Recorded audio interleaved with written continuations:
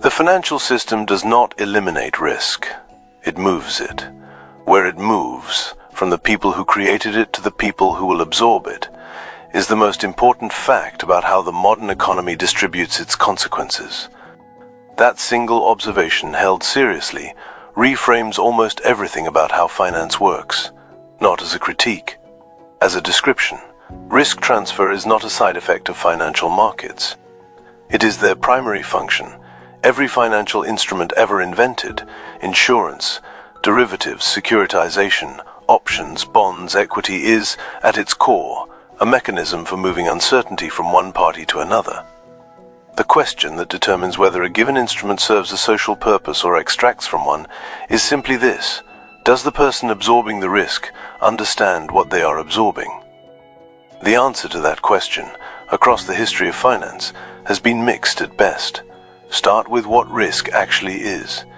The economist Frank Knight made a distinction in 1921 that remains one of the most clarifying ideas in all of economic thought, and one of the most persistently ignored in practice.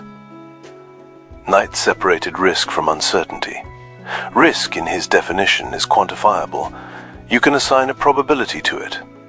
The probability that a coin lands heads is 0.5%. The probability that a 40-year-old non-smoker dies before 60 can be calculated from mortality tables with reasonable precision. These are risks. They can be priced. They can be pooled. Insurance against them is not speculation. It is actuarial science. Uncertainty is different. It is the condition where the range of possible outcomes is not known, where no reliable probability can be assigned, where the event in question has no sufficient historical precedent. The probability that a specific new technology will displace a specific industry within a specific decade is not calculable. The probability that a novel financial instrument will behave as modeled in conditions that have never previously existed is not calculable. These are not risks in Knight's sense. They are uncertainties. And the financial system persistently prices them as though they were risks, assigns numbers to them, builds models around those numbers, and sells those models to people who then act as though the numbers were measurements rather than guesses. The 2008 crisis was partly this. Just to price mortgage-backed securities assumed that house prices across the United States would not fall simultaneously, because they never had. In the historical period the models drew on. The assumption was not unreasonable given available data. It was wrong because the historical period was insufficient, because the conditions being modeled were novel, because the correlation structure of the underlying assets changed when stress hit the system. The risk was priced. The uncertainty was not. The difference destroyed trillions of dollars of value and displaced millions of families. This is not unique to 2008. It is a recurring feature of financial history. Every major financial crisis involves the mispricing of uncertainty as risk, the assignment of quantitative precision, where precision is not justified, the construction of elaborate mathematical structures on foundations that looked like bedrock and turned out to be assumptions. Now hold the counter-argument at full strength. Risk transfer, when it functions honestly, enables activity that would otherwise not occur. A farmer who can sell a futures contract locking in the price of next season's harvest can plant a crop without bearing the full uncertainty of what prices will be at harvest time. The farmer can make a productive decision, plant, invest, produce food, because the price risk has been transferred to a speculator willing to absorb it in exchange for the potential gain if prices move favorably. Both parties benefit. The food gets produced. The speculator takes a bet they chose to take. The futures market is doing genuine social work. Insurance of all kinds operates on similar logic.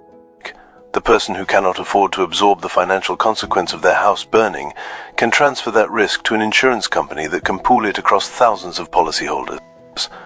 No single policyholder can predict whether their house will burn. The insurer with sufficient pooling can predict with considerable accuracy what percentage of houses in a given category will burn in a given year. The risk that is catastrophic for the individual becomes manageable for the institution. This is a genuine social achievement. It allows people to take on productive risks, start businesses, buy homes, invest in education that they could not rationally take if every downside landed on them alone. The derivatives market grew in part from these genuine functions. airlines hedging fuel costs, exporters hedging currency risk, banks managing interest rate exposure. The underlying logic was sound, and the market grew and grew. And somewhere in the growth, the proportion of hedging activity, genuine risk transfer between parties with underlying exposure, was dwarfed by speculation, risk-taking for its own sake, by parties with no underlying exposure, amplified by leverage that multiplied both gains and losses many times over. The Bank for International Settlements estimated the notional value of global derivatives at over $600 trillion at the peak of the pre-crisis market. The global economy was producing roughly $70 trillion of goods and services per year. The financial instruments built to manage risk in the underlying economy had grown to roughly 9 times the size of the economy they ostensibly served. At that scale, it was no longer clear that the tail was serving the dog. Now the floor move. There is a category of risk that the financial system cannot transfer. It can only obscure it temporarily until it surfaces somewhere. Systemic risk, the risk that the entire financial system fails simultaneously, cannot be insured against within the financial system. You cannot buy a derivative that pays off when every counterparty defaults, because every counterparty defaulting means the entity that sold you the derivative has also defaulted. The system cannot hedge itself against itself. When systemic risk materializes, it falls on whoever is left holding it when the music stops. In 2008, the last holder was the public. Governments absorbed the systemic risk that the financial system had been quietly accumulating for decades through bailouts, guarantees, and central bank interventions that socialized losses that had been privately generated. The risk had not been eliminated. It had been moved invisibly from the institutions creating it to the taxpayers who had no role in creating it and no voice in the decisions that created it. The transfer happened not through a contract, not through a price, not through anything that looked like a market transaction. It happened through political necessity, through the brute fact that allowing the institutions to fail would have inflicted pain on populations who had nothing to do with the risk-taking. The structure that repeats. Private institutions accumulate risk in pursuit of returns. The risk in good times produces returns that are captured privately. When the risk materializes at sufficient scale, the losses are absorbed publicly. Heads, the institution wins. Tails, the taxpayer loses. The asymmetry is not incidental. In several documented cases, it was understood and exploited deliberately. The calculation that certain institutions were too large to be allowed to fail, providing an implicit subsidy to the risk-taking of those institutions. They were playing with someone else's money without having negotiated to do so. Outside the financial system, the same structure operates across the broader economy. A corporation that operates a chemical plant externalizes the risk of contamination onto the surrounding community. The community did not agree to absorb the risk. They were not compensated for absorbing it. The risk was moved onto them not through any contract but through geography and the absence of regulation sufficient to prevent it. The corporation captured the returns from the plant's operation. The community absorbed the downside risk of living near it. The distribution of risk and return was not negotiated. It was imposed. A corporation that classifies workers as independent contractors rather than employees moves the risk of income volatility, illness, and retirement onto those workers.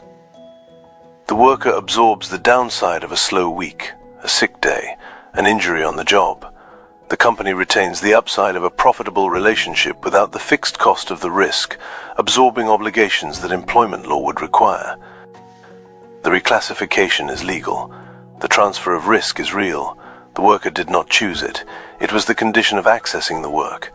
There is a clear pattern across these examples, and it is worth stating plainly. Risk flows toward those with the least capacity to absorb it. This is not the market efficiently allocating risk to those best positioned to manage it. It is risk moving toward the path of least resistance, toward the party with least political power, least legal protection, least financial cushion to push back. The wealthy individual has diversified assets, financial reserves, legal resources, and political connections. A bad investment is a setback. A market downturn is an inconvenience. The risk exposure that would be catastrophic for someone without reserves is absorbed as volatility. The poor individual has no such cushion. The same event, a job loss, an unexpected medical bill, a rent increase that registers as noise in a wealthy person's financial life registers as crisis in the life of someone without reserves. The capacity to absorb risk is itself unequally distributed, and the system moves risk toward those least equipped to hold it. This is worth sitting with, not as outrage, as structure. The question of who absorbs economic risk in any given society is answered not primarily by negotiation or consent, but by who has the leverage to move it somewhere else. Those with leverage move it. Those without absorb what remains. Now bring this into your actual financial life. The pension that was defined benefit, guaranteeing a specific payment in retirement regardless of market performance, has been replaced in most private employment by defined contribution, where the employee bears the investment risk of what the market does between now and retirement. The employer moved the risk. The employee absorbed it. The transition was framed as giving workers more control and flexibility. What it actually gave workers was more exposure. The employment relationship that once included sick pay, job security, and benefits has, across many sectors, been replaced by contract work, zero-hours arrangements, and gig structures in which the worker bears the risk of income volatility that employers once partially absorbed. Again, framed as flexibility, the risk moved in one direction. The mortgage that was fixed rate has been replaced in many markets by variable rate products that transfer interest rate risk from the bank to the borrower. When rates rise, the bank's position is protected. The borrower's monthly payment increases. The direction of each of these moves is consistent. Risk flows from institutions with leverage toward individuals without it. The financial innovation is real. The social function it serves is genuinely debatable. The direction of the transfer is not. You are holding risk right now that someone else moved onto you. Some of it you chose. Some of it you absorbed because the alternative was not participating in the economy at all. Some of it you do not know you are holding because it has not materialized yet. The question is not what to do about that. The question is simpler. Do you know what you are holding?